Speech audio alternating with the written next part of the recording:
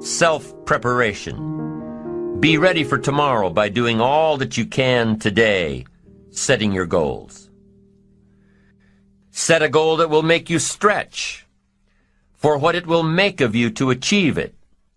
What a brand new reason for setting goals. What an all-encompassing challenge to have a better vision of the future, to see what it will make of you to achieve it.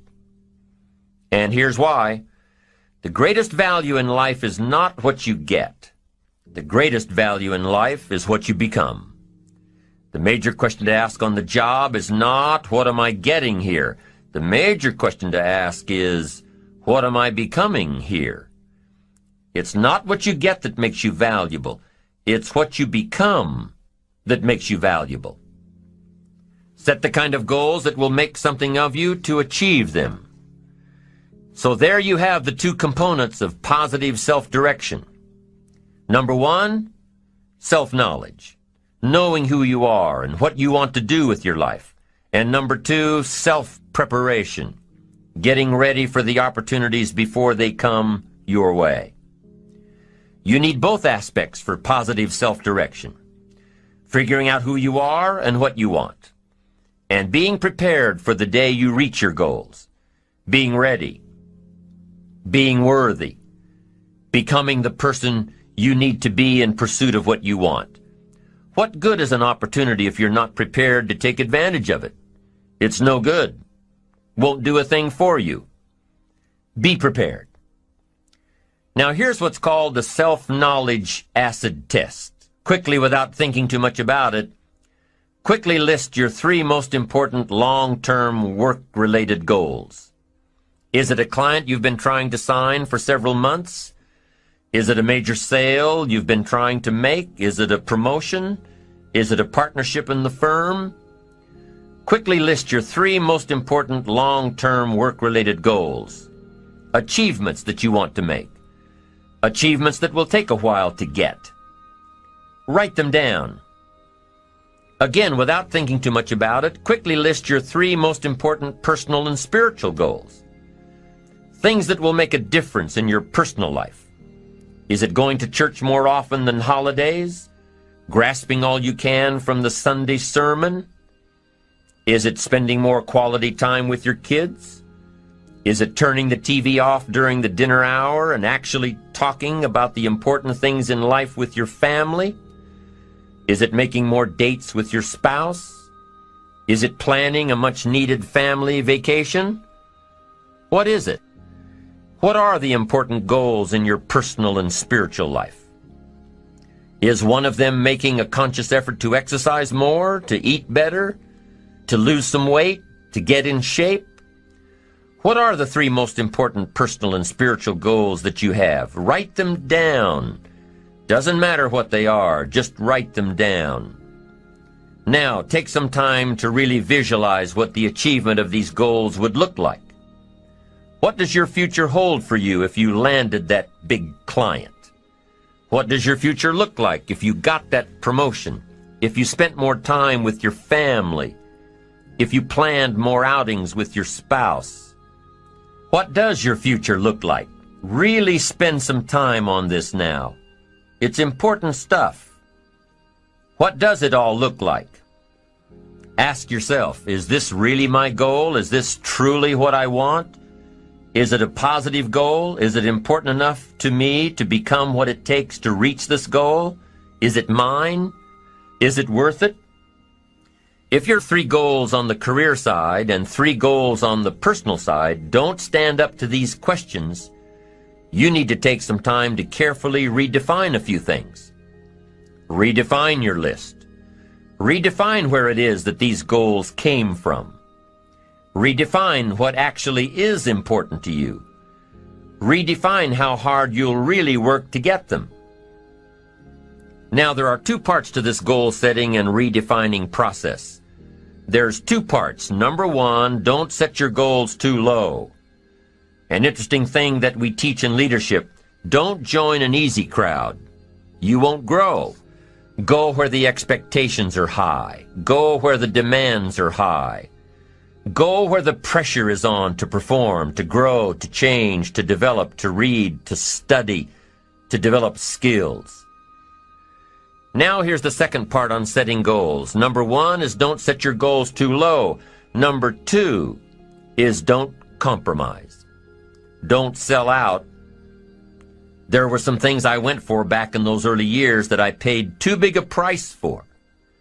If I'd known back then how much it was going to cost me, I never would have gone for them. But I didn't know. Don't sell out. An ancient phrase says, count the cost. Count the cost if it won't make you happy to get it. If you become less in your pursuit of getting it, if it's not worth the life you'll lead after you get it, it's not worth it. Now let's talk a little more about self-preparation. Self-preparation has 2 benefits. The first benefit of self-preparation is that it moves you toward your goal. You've already got it in mind. You know where you want to go. You're getting ready for it. You're doing all the things you're supposed to do. And by getting ready to achieve your goals, you're moving closer to your goals. That's how it works. The second major benefit to self-preparation is that it refuels your ambition. Your activity refuels your ambition. The things that you are doing today are getting you ready for tomorrow. It's exciting. You know that you're getting closer every day. Ambition must be kept alive, be kept active, must continue to move forward. Otherwise, you're just daydreaming. You must keep active, keep moving forward so your ambition can fuel you, motivate you, get you where you want to be. Self-preparation. The benefits are, number 1, it moves you toward your goals, and number 2, it refuels your ambition. Be prepared. Get ready. This method of self-preparation involves 3 steps. Step 1. Carefully consider where the next opportunity for reaching your goal will originate. Where will it come from? Will it come from networking with your colleagues? Will it come from reading the last book that you bought? The book that's still sitting on your shelf waiting to give you some answers? Will it come from you taking the time to think it out? Where will it come from? The next opportunity that will push you forward. If you don't know, here's what you have to do. For each major goal of yours, the top priorities on your list, for each of these, take out a separate piece of paper, 1 single sheet per major goal, write down your goal at the top, and start listing all reasonable resources. Write down every possible place that you could find the opportunity to achieve this goal. And with each resource, classify them. Ask yourself, is this resource a sure thing? A good bet?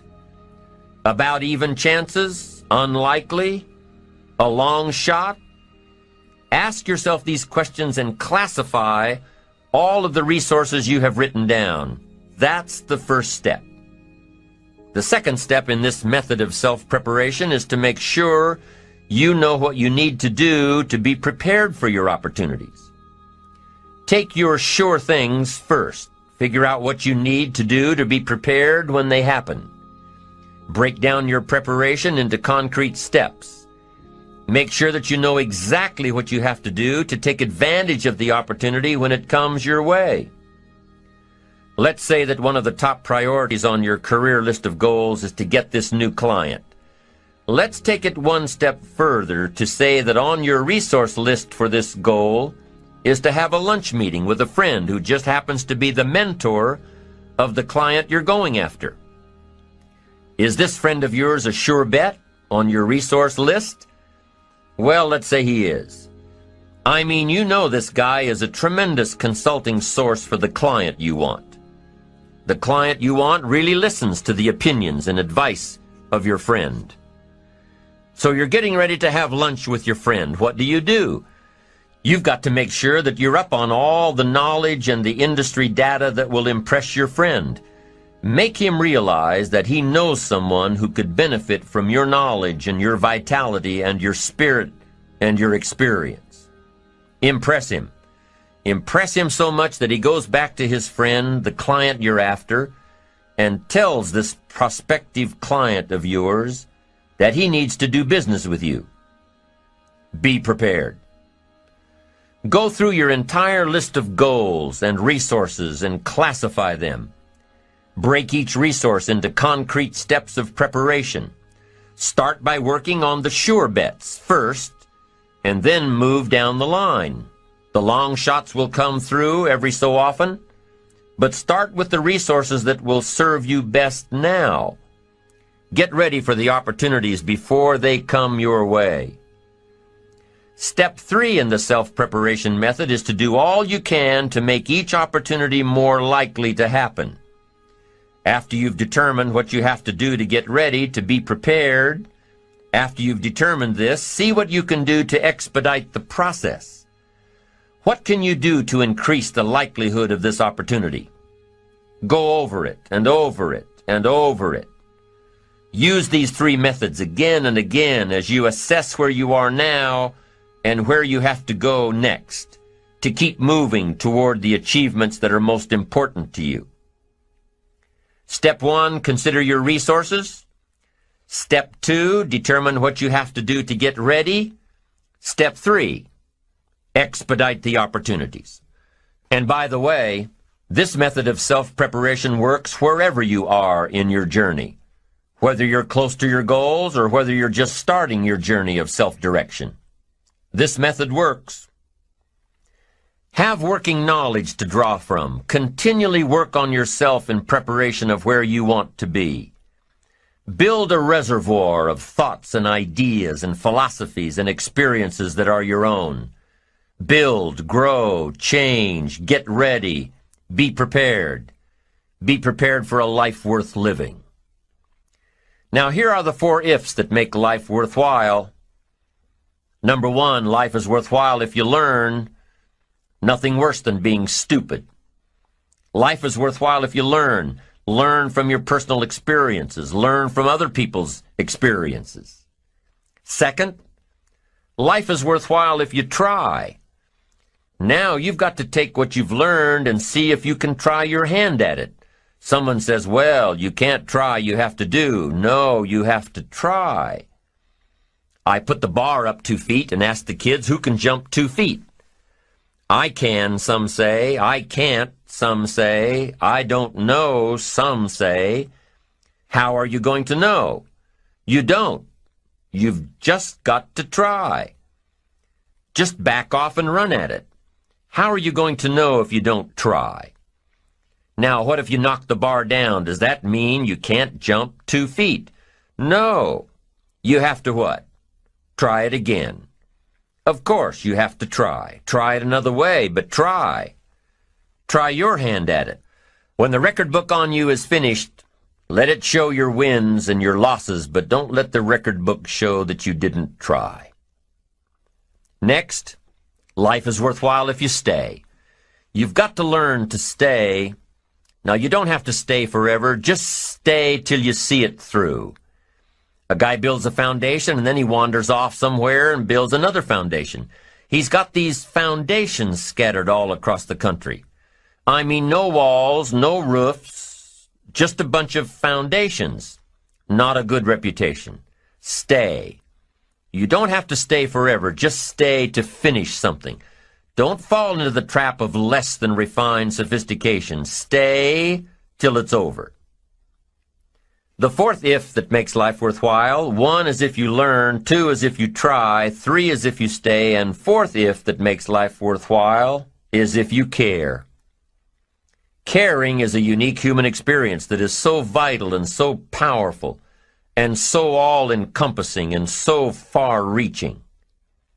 If you care at all, you'll get some results. If you care enough, you can get magnificent results. To lead a life worth living, you've got to learn, you've got to try, you've got to stay, and you've got to care. Develop your positive self-direction. Do these things we've discussed. Remember the 4 ifs, and you're on your way to building a life worth living. The second principle of building ambition is self-reliance. Number 1 is self-direction. Number 2 is self-reliance. Taking responsibility for your own life. Taking responsibility for whatever happens to you. Knowing that you have consciously made the decisions that are now affecting you. Knowing that what is happening now, today, is the direct result of your activity, what you did yesterday. Self-reliance is basically counting on yourself. Now, being self-reliant doesn't mean you can't work with others or trust others.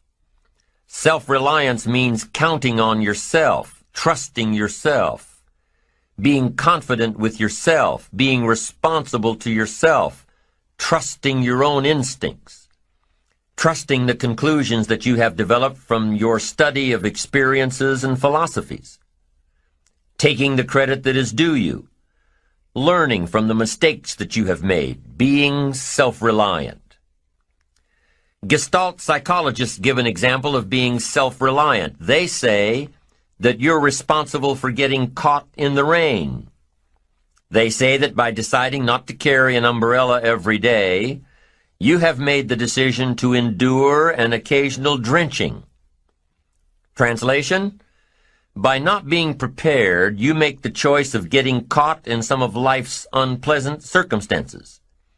Be they rain, failures, economic losses, relationship losses, professional losses, personal losses.